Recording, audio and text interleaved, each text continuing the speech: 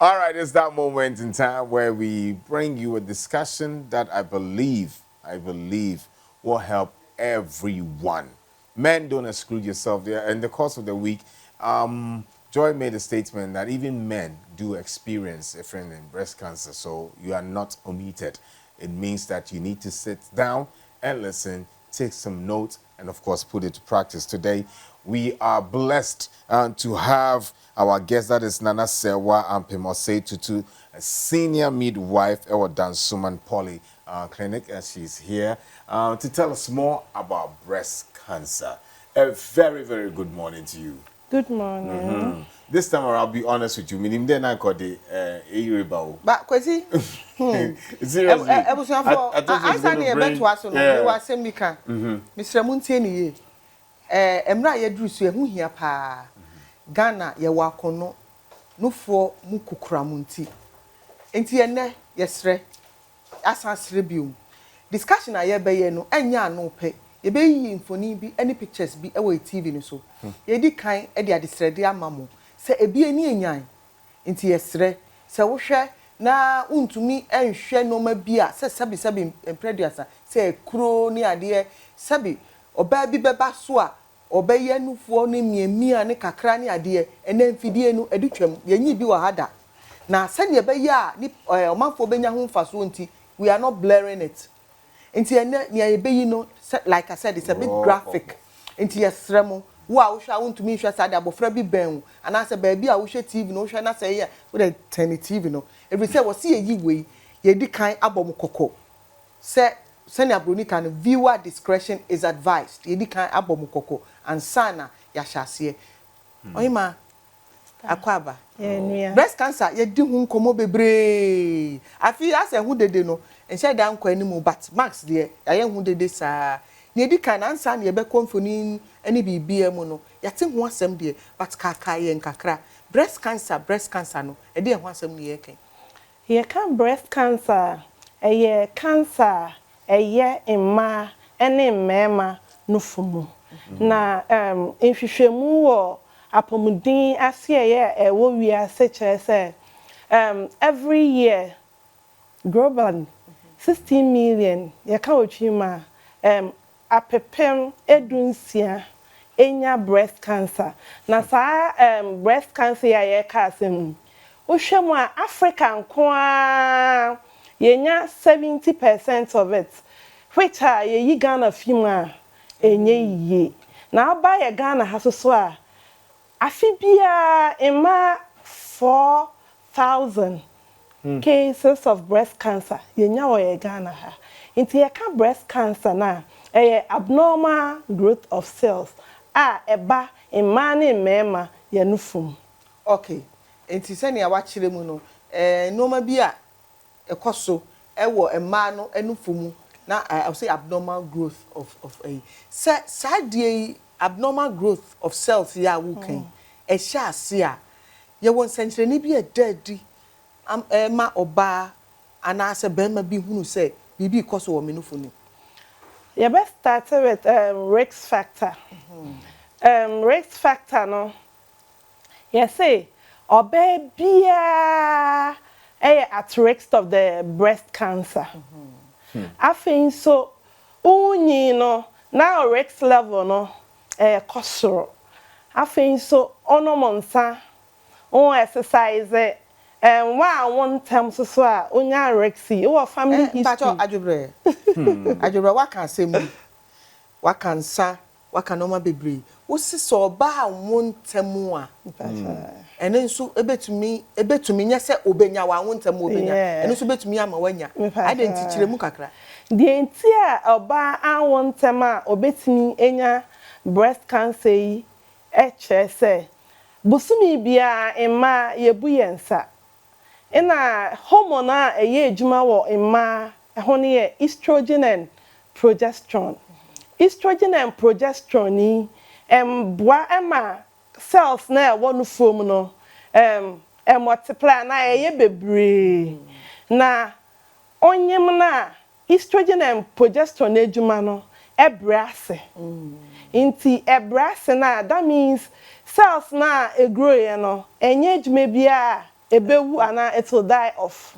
But onwoye ana unyin sen na de bia obunsa, that means estrogen and progesterone no omejuma no omuguso a eye. Nti that means cells no be multiply.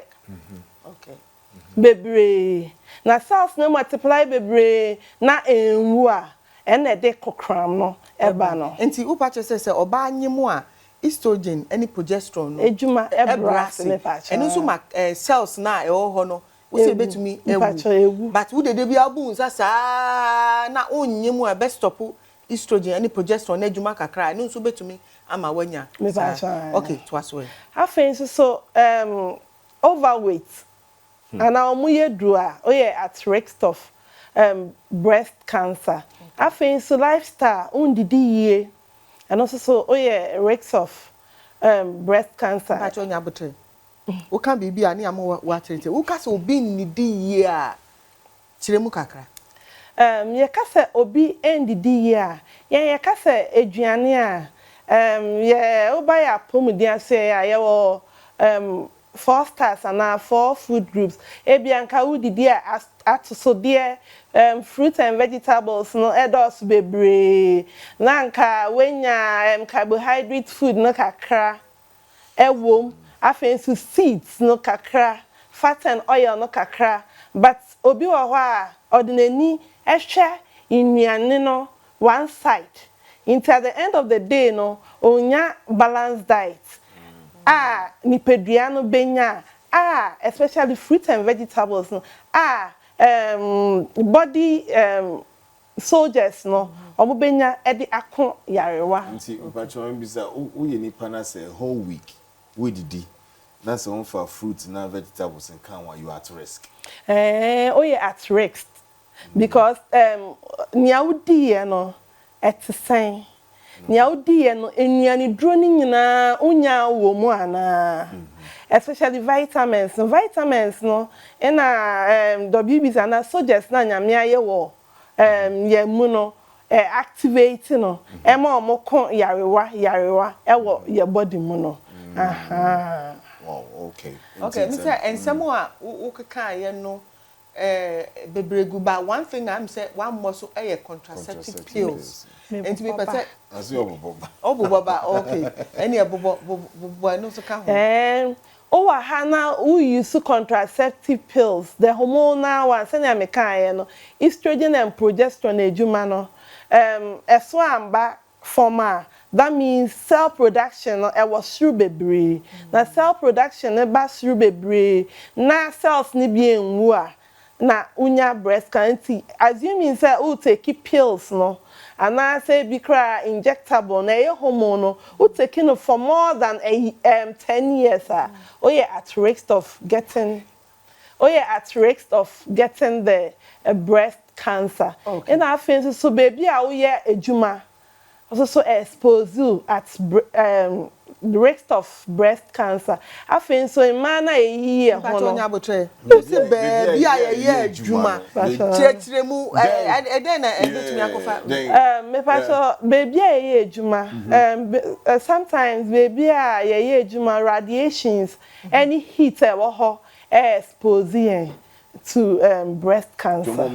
Factories, yes, high risk of getting the breast cancer. Okay.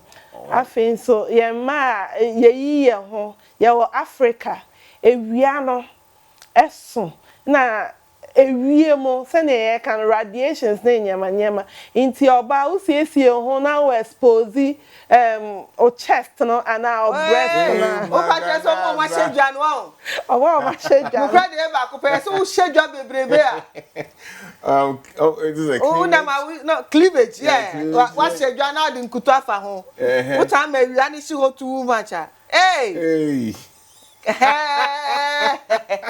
oh, didn't know that. And I think so. Ebia, your ba, medical treatment we say bia radiations for another illness. Breast no to me exposed and so at risk of getting the breast cancer. It seems to me like science in here, it goes for men and women at the same time. Okay, where risk factor na kind no. Signs and symptoms no. Ebini say ube say ono for no color no asesa. As you mean say uye tuntuma ube say bluish gray bi. Afei so ube say say anka. How are you to anka na hono pulse no. Ube say honam no change. Afei so ube say ono for no aye kokọ. Afei so odon saka amatimi bem insufin timi fi ono for na no nipple na no discharge edwa timi be hye wa motuo mu nyina signs and symptoms sometimes so ohun hwe but time a obehu bibi na yetu ebusuafo senia midi kan kan ye no senia be ya omanfo ebenya enkyerɛkyerɛ mu mfaso no ehu hia sɛ wose edi mfonyini bi etotototo screen so madalma yesrɛ mo pa we ehu hia sɛ wose ye ye na mfoni eda so yi me pese wo kyerɛkyerɛ mu kakra me pa cho first one no senia me kan ye no ebe sɛ anka normal breast no shem because breast near fatty tissue. But when I say I what do na I will see good no any say na no so no second one no no for no I sanka anka ho no yellowish when so near e what ase no for na ho no ye hwe how no for no global no we entisa achia ahono ano no kra kanko brof ye kana inverted nipple obabia o se onofo ano no ana nipple no eyipie ye wo few ones ono no ye wo no ne de ani hyem dada ono no enya ono no ye ka we de unhu se onofo no etua ho but all of a sudden pia koma me pa cho question mark me ba cho dru sa stage dru enufo ni dru sa stage we say dru sa stage we na che sa ha adwin pa o because it looks like we no cancer na fa nufo ni nyina na me bo dru sa stage na ekọ echi but enko echi bebre oba ma ye o labs any test ebe kire say o de no treatment no ye koyi imajuani wom ye ma o eduro ye radiations ana so say ye surgery etwa onofo no efi ho a ohun ebeto eno ni mastectomy okay enti what chere risk factors no wa ma ye hunu oba bia percent ko nya nko obeye breast self examination okay enti ye di bibi ato so the normal breast we ye pe bibini no fo e de ani broni no fo ya mo de ato ebibifo no fo bebrebe Mafofa broni no fo okay enti normal breast enti chire mu kakra if you why beba self breast examination enti this is normal breast adoma yem pe we normal breast ewo okokoso ba ko obenkum na ba ko wonifa ina yewo honam ewo ho na afensu yewo ano no abrofo ye fe no areola na afensu yewo no fo no ano ye friend nipple sebe owo oba etua no eno ana so other things okay enya manko ana no fo na ma nipple no fo which is the other thing other things now. Yes. Other things. No, your partners. So aside breastfeeding, almost so dear girl. The other things we're talking about is you, the man out there. Don't want to mention right. Okay. Me patch na afin so normal breast na ene ohonam color no na yepe. Ina baako eso chain ba ko kitwe bi No for nyina no, no, there's nothing wrong with it. There's nothing wrong with it. Nature. Nature. Okay, but sorry, it's a member so county. A member the science ben now be who. A member the so sanya na make and also so edgewa and also timi hono and also so ekoshim. Even though moon ni fat no bebre no more the aneta but in sunsan ye ana e change a wo be ma no unhu se ono fo no bibi aba wo ho ina enyoa ana lymph nodes no inflamed. Okay. Into and so Emma the ratio net is saying like how many in the course of a year, how many in Mema no 1 to 2% of the population. 1 to 2%. Okay, so na Mema so de no so ehu pa. Okay, Johnson na be man. Mema de no ehu pa. E bia nka ye oba de ye nhwehwemu a yetimi eyi honam na aye affected no. By Mema no because but chest no ye flat no. Now there's no more tissues no. It's traced to the chest wall no.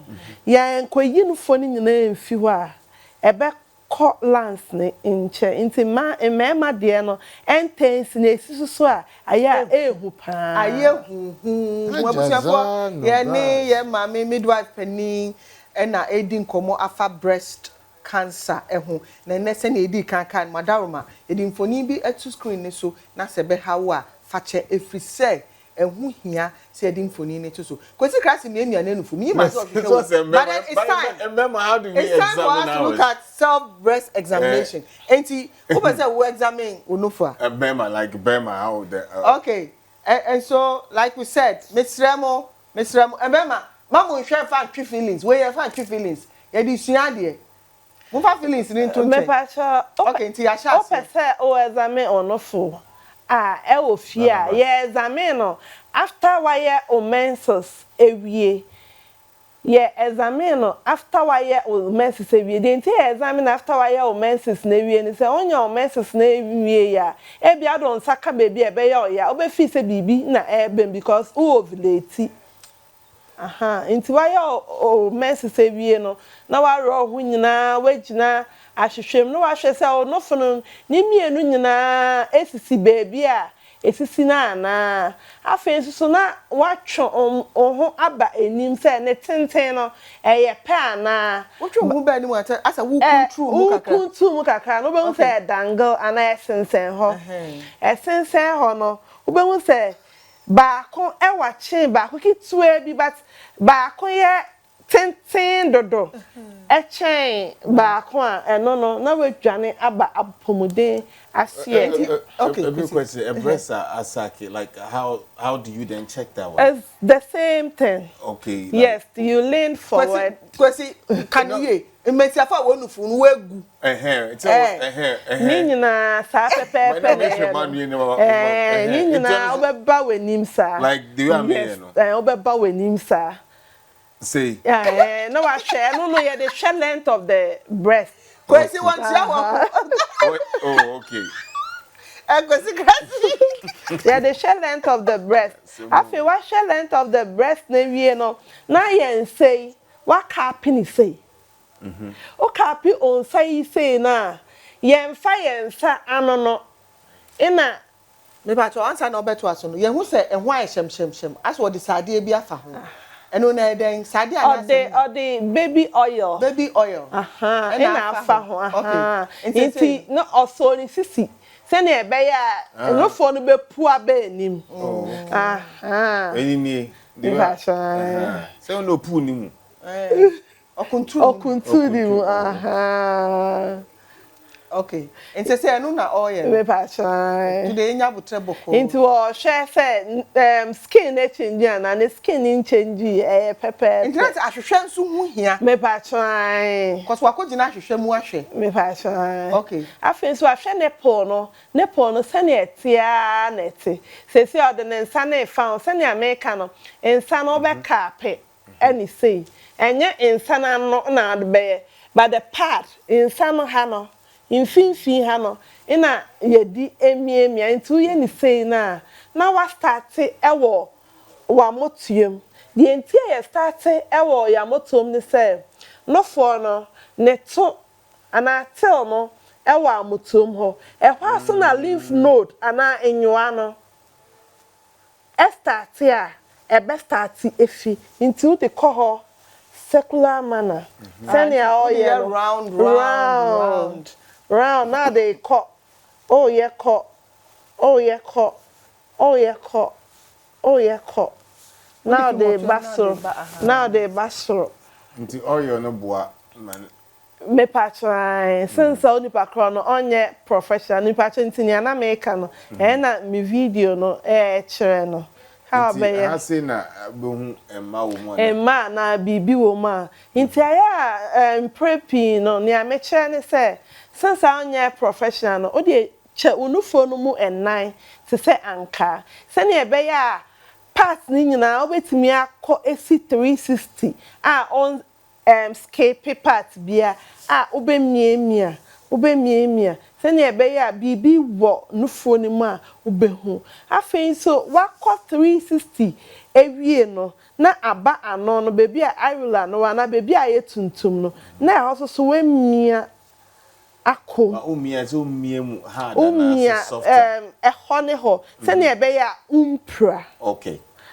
obemia akom nti umia kom na bibi wo ma ayese joa ubehu afa uwie a na wemia no fo na no na wahwe se insuo bi befimu aba normal no fo bia insuo bia emfimu mba enye no fo na oma lactation asemwe yenko ye ti kakra so ba ewu no ma no fo a different different how many wetwa no fo no how many years na no fo ni does it even stop at all stop ejina oba bia ne how a ne body no ebe fa ne stopping na for bi wo a enim ya ebe re obi so wo a ebe take some time and sa nufuso no are sometime no is it years enti yemfa no 1 to 2 years there yes but say this charge you be fi onufumaba nti oba bia oye breast examination no na insuo bi efi onufum say ya white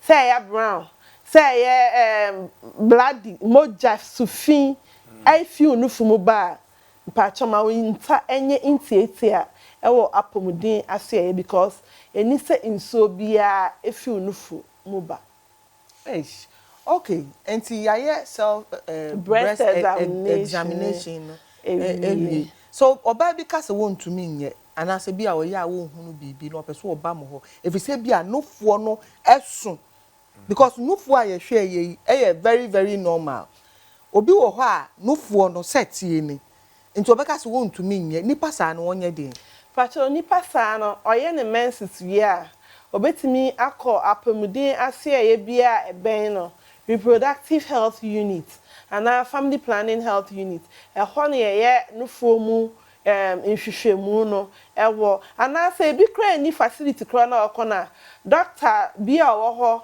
ana physician bia owo at post bia no obetimi aye breast clinical breast examination no ama no se ne ebe ya chima bi wo no nufu ni ma ye behu ne ntem na yaso ano ama no afa prevention obi so onye menses bi mu what should that person do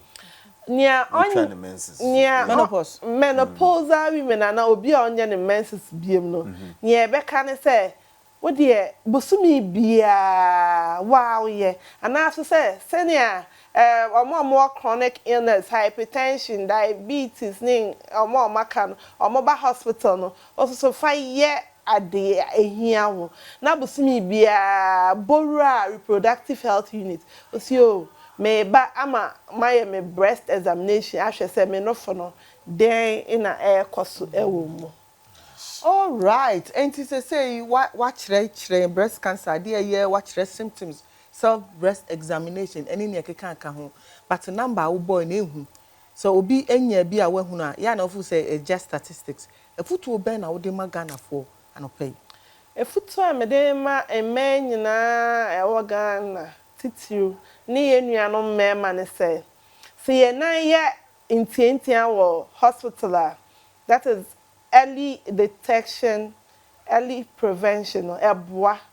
afei so ye be hwe ye didie mu yie afei so emma ye bewo entem ye dru ye mfie ne so a because time a o de bewo no ene time a ubetwa no eno so emma breast cancer no risk factor no esote afei so wa onom ensa wa onom any substance ye beka say what can substance obi nti ase ye can jot ni cigarette shisha ne any drugs me pamache no so mu bejai na afei so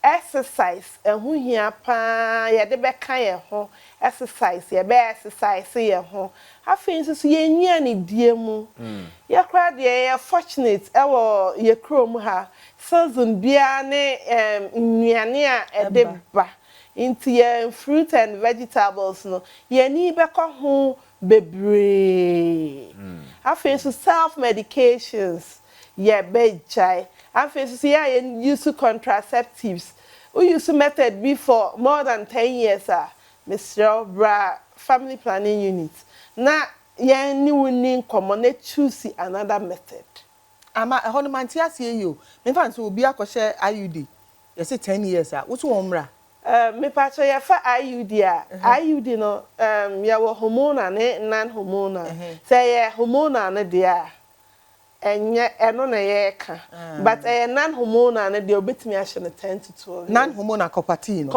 no okay eno ye non hormonal ba ne ye na ye wo IUD so ye hormonal eno ye 5 years okay all right ebusuafo yes you ade o ye da wase because sister the breast complications ni bi oma amba hospital ntam ye bre no okay call the back akre bi man ya ke be de no me hu say ade na ye ka na o de ye say no ye bre na enya aso awie okay abusuafo say ye ka no madarma mo fa nche se mo hunu bibi wo mfoni ni so ehun hia se ye di mfoni to dwa but mo fa nche tini ye can viewer discretion is advised. It's very important say mpacho kasa nti ye pamacho emayent na ho ye mfen enrera ndusifo asori demo ene heba fo ho na ohu bibi sa na yesrewo dwane bra apomuden asieye na yenhwe ne yenso anon temo mai oba na ye ebusua no tinti bibi sa hawa aha Ghana mai aha obi bia me pacho obi bet drew sa stage ya obetumi ato anananom wonse do me pacho obetumi ato anananom wo nsie do ye hwe treatment no ye say ye wo surgeries ye wo chemotherapies ye wo radiations any ade nti ni nyina anjewa ene na ye be ma palliative care yesre mo fanche we ade a asi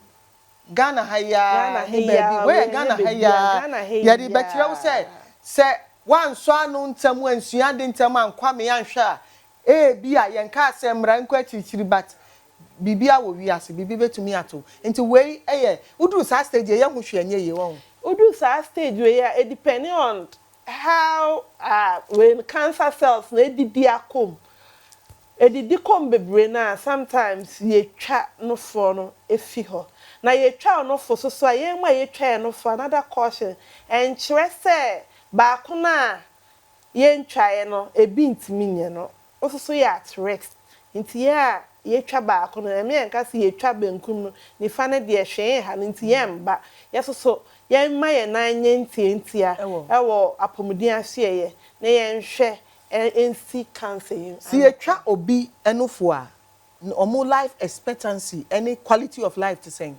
at say ye ntwa ye de nyina ejina ahwe yie obedi di yie obe exercise obe avoid enyema emboa ni pedua no all right Abusia for ye brand nya ye bi me gidi se na nka ye wo mra ka bie phone lines no na nka mo akire mo adwene anasa munsem musa but me gidi se mrepa mu ebeba ye mfa na ase emma na Serwaa Ampem Osei Tutu or ye senior midwife e wo Dansoman Polyclinic anopai ono ene wa ba be kire ebiomu semfoni a hu ye no se atus ntidua kwan bia so a fa che na ehu hia se wo se ye de tutu se na ebe ye omanfo be hunu hia so be take breast cancer issue seriously.